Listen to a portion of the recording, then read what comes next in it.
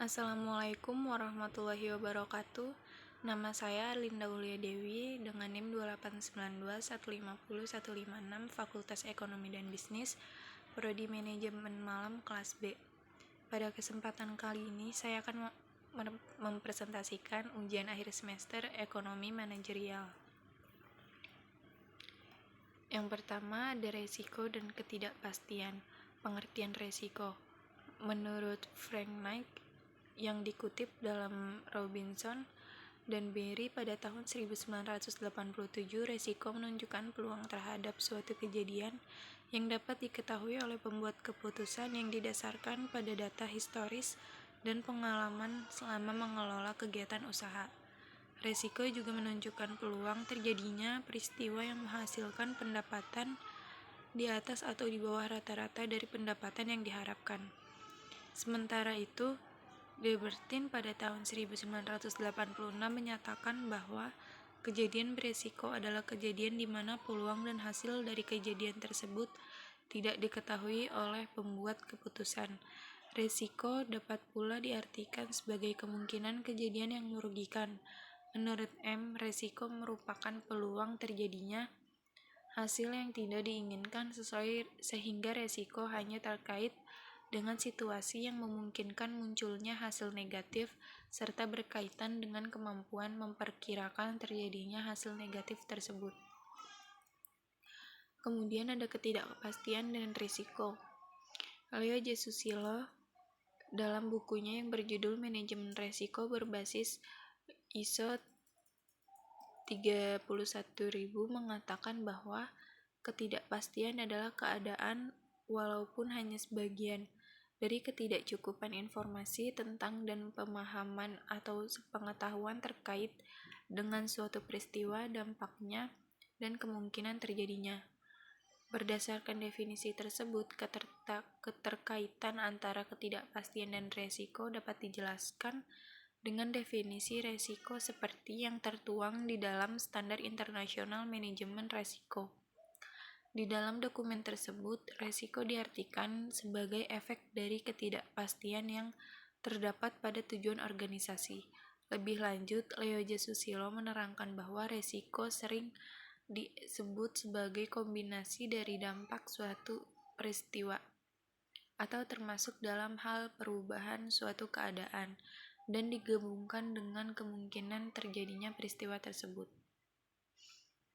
Kemudian cara mengatasi resiko. Resiko adalah kejadian yang tidak diinginkan merupakan bagian dari kehidupan yang dapat terjadi tetapi tidak selalu dapat dihindari. Beberapa cara yang biasanya dipakai dalam menghadapi resiko. Menghindari resiko yaitu menghindari penyebab timbulnya resiko. Menghindari resiko merupakan strategi yang sangat penting. Strategi ini merupakan strategi yang umum digunakan untuk menangani resiko. Dengan menghindari resiko, kontraktor dapat mengetahui bahwa perusahaannya tidak akan mengalami kerugian akibat resiko yang telah ditafsir. Di sisi lain, kontraktor juga akan kehilangan sebuah peluang untuk mendapatkan keuntungan yang mungkin didapatkan dari asumsi resiko tersebut. Contohnya, seseorang kontraktor yang ingin menghindari resiko politik dan finansial berkaitan dengan proyek pada negara dengan kondisi politik yang tidak stabil, dapat menolak melakukan tender proyek pada negara tersebut. Namun demikian, apabila kontraktor tersebut menolak untuk melakukan tender, maka kemungkinan untuk mendapatkan keuntungan dari proyek tersebut juga ikut menghilang. Kemudian macam-macam resiko. Resiko adalah sebuah dari ketidakpastian dan tentunya ada banyak sekali faktor-faktor ketidakpastian pada sebuah proyek yang tentunya dapat menghasilkan berbagai macam resiko. Resiko dapat dikelompokkan menjadi beberapa macam menurut karakteristiknya, yaitu yang pertama ada resiko berdasarkan sifat, dapat tidaknya dialihkan, dan asal timbulnya. Kemudian ada sikap terhadap resiko.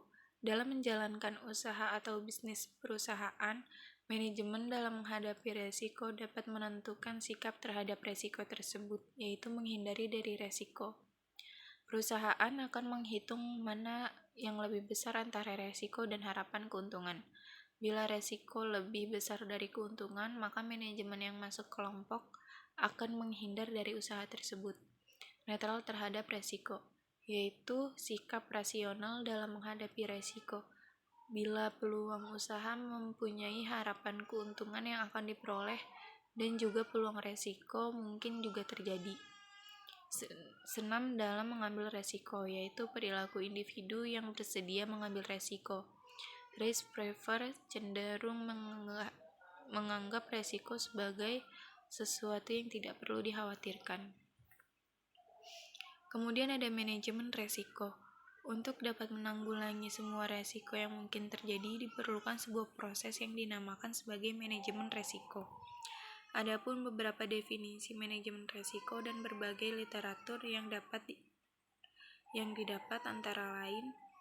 Yang pertama, manajemen resiko merupakan proses formal di mana faktor-faktor resiko secara sistematis diidentifikasi, diukur, dan dicari.